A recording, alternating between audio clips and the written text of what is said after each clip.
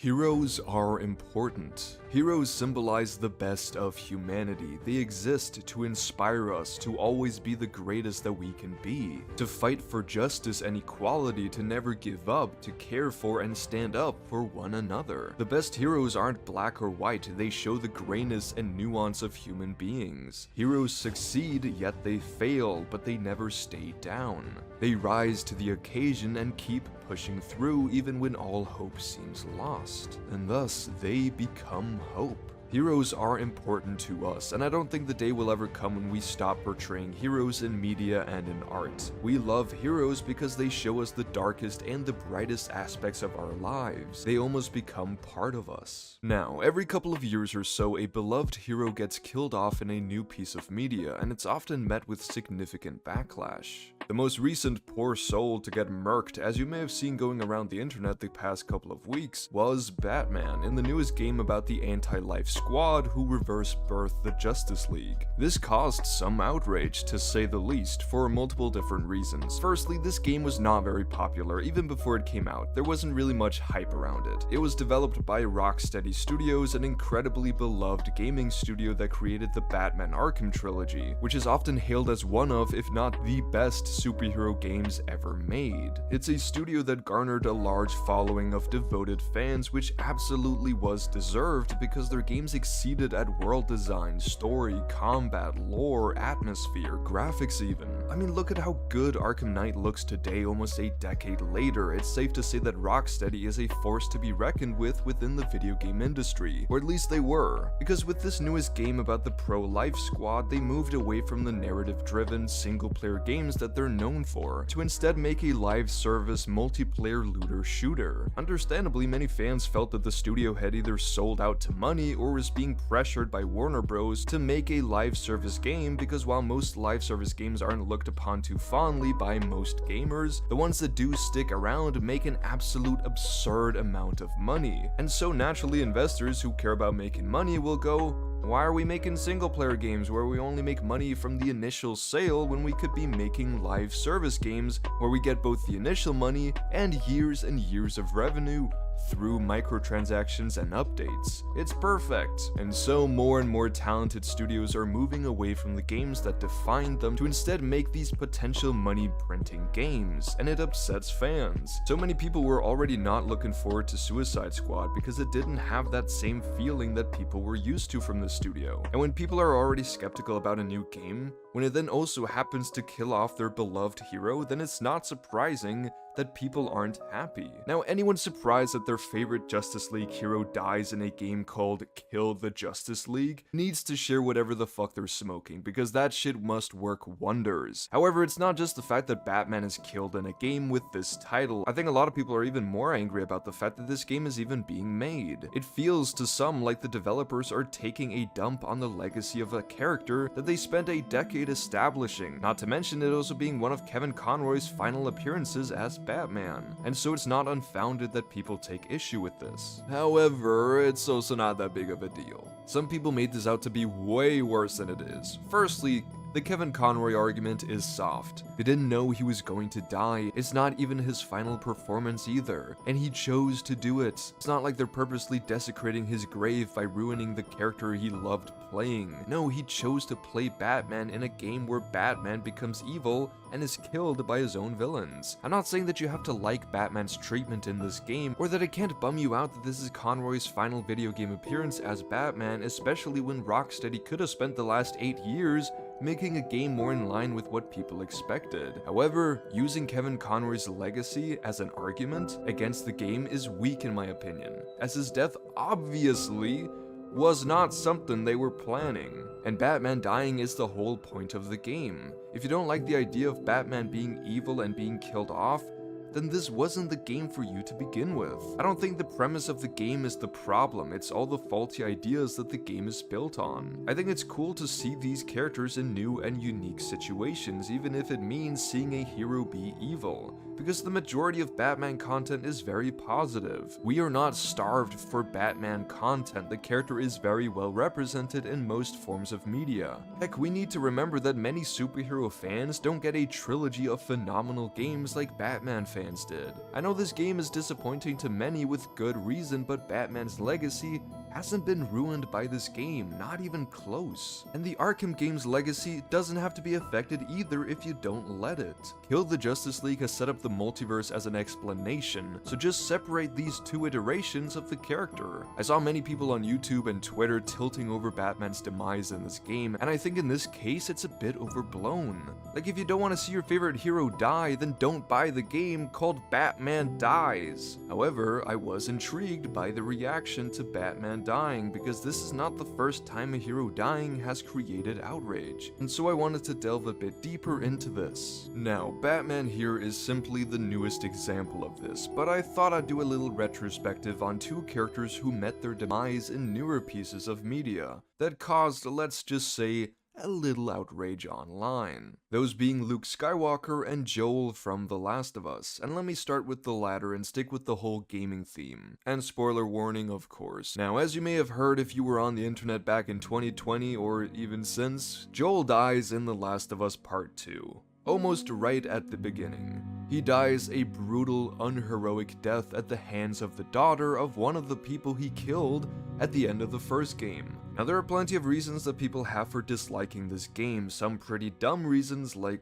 wokeness. I mean, if you get triggered by the existence of a lesbian couple and a woman with bigger muscles than you, then sorry to say, but your ego is a bit fragile. But there are also many reasons that are valid, like the slow pacing at times, the structure of the story, and the really fucking depressing nature of the story, which of course I and many others think leads to a great story, while others think it's too depressing, that they don't find the happiness and joy that they want out of games, which is a completely valid reason to not like a game. However, Joel's death seems to be the central reason for many people's dislike of the game. Now, there's no doubt that Joel is a beloved character to many. He was the main character in the first game, and we saw his journey from losing his daughter at the start of the outbreak to being a hardened, withdrawn, and spiteful man who is not a good guy by any means, but who gets put on this journey with a young girl who could be the cure that would save the world. Throughout their journey together fighting against infected or bandits or cannibals, we slowly see their relationship grow, and Joel begins to care deeply for Ellie, seeing her as a daughter, a single spark of light within the deep dark hole that became his soul after the death of Sarah.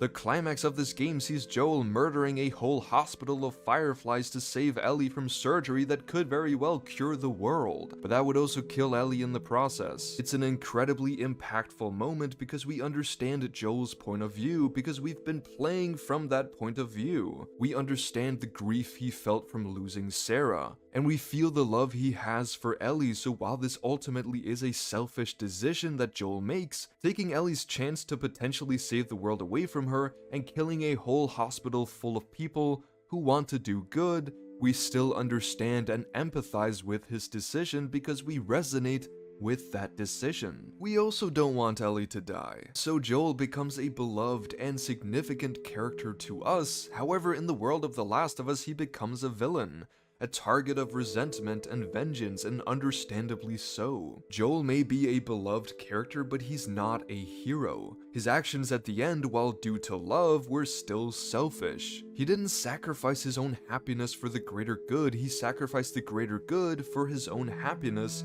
and for Ellie. And listen, maybe the cure never would have worked, maybe Ellie would have died for nothing, but Joel didn't know that. He doomed the world of its potential cure to save the last glimmer of hope he had left for a love-filled life.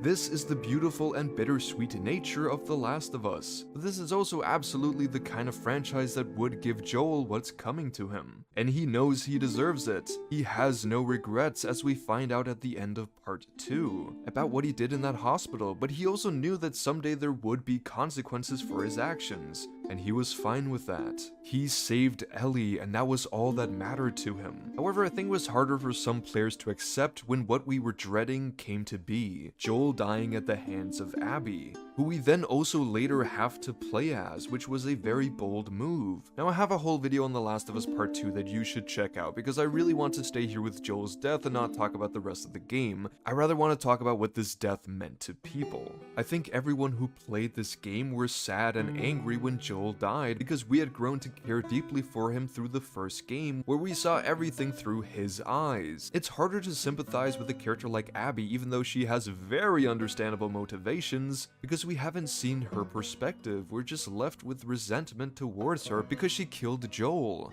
who to most players was a beloved character, and to some he was even a hero. Now this is where it gets interesting, because I don't see Joel as a hero. Sure, he's the protagonist, we like him, we understand his motivations, and we care about his relationship with Ellie, but he's not a hero. He proved that continuously throughout the first game and cemented it during the climax. Joel is a bad man, and he knows it. Funnily enough, one of the most heroic things Joel does through the game is save Abby, a complete stranger to him, something he would never have done earlier in his life. We've seen how Ellie changed him and broke down his rough exterior, but Abby and the rest of the world didn't. We understand why he did what he did, but Abby and the rest of the world don't. And so I think a lot of people were misguided in their criticisms of Joel's death, and they took the wrong message from it. This wasn't our hero being killed in cold blood and having his legacy shit on by a studio trying to be cool and edgy. No, it was a meaningful demise for a beloved yet spiteful man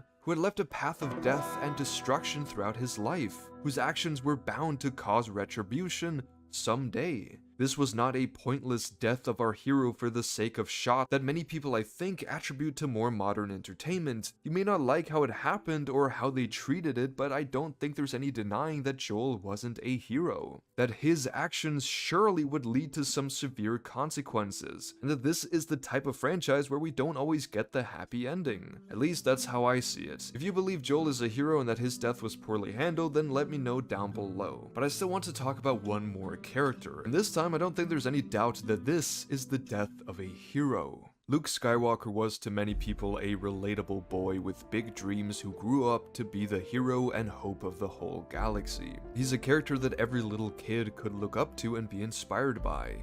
It is thus no wonder that when The Last Jedi came out, which at first impression doesn't have a very flattering image of this hero, many people were outraged. It also didn't help that he dies at the end of the movie. Now, if you've been following my content for a while, then you'll know that I'm one of them Disney shills who likes The Last Jedi and thinks that Luke's arc in the movie is pretty good. And I'll get to that a bit later, don't you worry, but I first want to try and create an understanding for why a lot of people were upset about his portrayal, both valid reasons and perhaps some less valid reasons. Firstly, many people felt that Rian Johnson purposefully tried to disrespect what they loved right from the first scene of Luke tossing the lightsaber away. Like it's a joke, being a hermit after running from his responsibilities, and overall being less hopeful than we've ever seen him before. Now, I think this was all done to set up his eventual rise back to being the hero we all knew him as, finally seeing the error of his ways after meeting a fierce young Jedi who helps him realize that you can't just run from your past and waddle in your shame. You need to think of the present and the future and use the mistakes you've made to learn and grow better than before. After all, the greatest teacher failure is. And so to me, it's incredibly satisfying when Luke walks out against the First Order donning the same lightsaber he carelessly threw away at the beginning,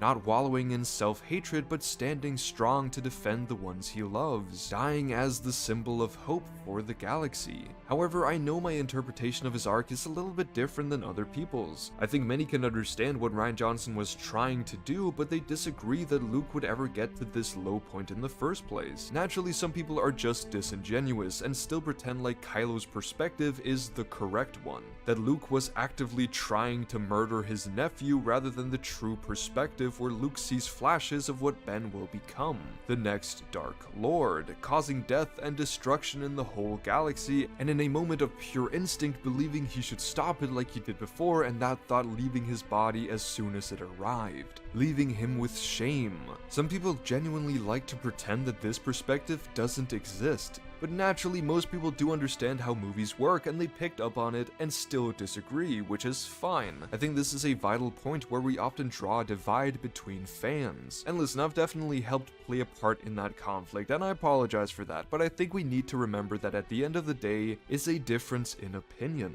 To some, Luke saw the good in Darth Vader despite all the evil, and he never resorted to the dark side or to killing. He saw goodness in even the worst person in the galaxy and managed to bring him to the light. That was Luke fucking Skywalker, and so the idea that he couldn't see the light in Ben Solo, his own nephew, and thought to kill him completely contradicts what Luke Skywalker's character is all about. And I think this is a perfectly understandable way to feel, unless of course you had a different interpretation, like I did, where yes, Luke saw good in Vader, but it's not like he didn't have thoughts of killing him to rid the world of the evil. Yes, Luke Skywalker always made the righteous decision in the end. When he has time to think about the situation, he always made the heroic call. But in that fight with Darth Vader, he loses control, he taps into the dark side, and it consumes him for a split moment. And only when he stops to see what he's actually doing does he throw his lightsaber away and stands proud as the hero he is. So I don't find it as difficult to accept that Luke peering into the mind of Ben, seeing horrors upon horrors, a galaxy burning once again and the next Dark Lord standing beside him,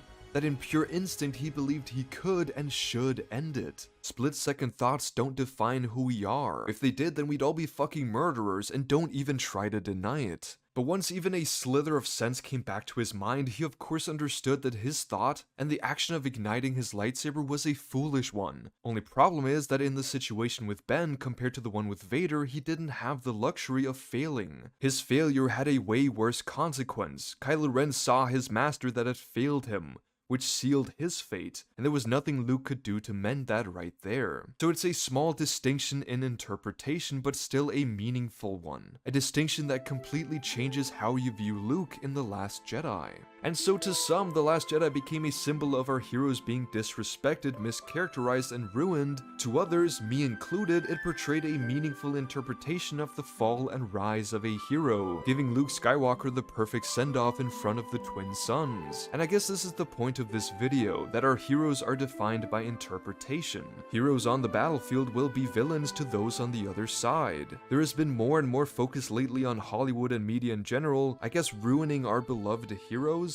But firstly, to some, they may not even be heroes at all, and in other cases there is more nuance. A new depiction of a hero might ruin everything that some people loved about the character, while to others this new depiction breathes new life into the hero and provides a fresh perspective. I just think we need to have more nuance in this discussion because there are so many facets of it. Beyond the pure differences in interpretations of characters, there's also the discussion about whether or not one interpretation being bad or misaligning with what someone thinks ruins what comes before it. For example, Batman. Just because his character becomes evil and dies in this new live service game that no one is playing, that doesn't mean that Kevin Conroy's legacy with the Caped Crusader is null and void. Fuck no. That's dumb as hell, but others I guess seem to take this new iteration and Kevin's final performance really personally. And that's still a valid perspective to have in the conversations. We just need to get better at talking about these things with each other because as we all know, discussions about media and art on the internet get so fucking vitriolic. Media discussion and spaces online aren't fun places to be, and that's a damn shame. Because at the end of the day, most of us don't care whether we're right or wrong, we just want to talk about what makes us happy.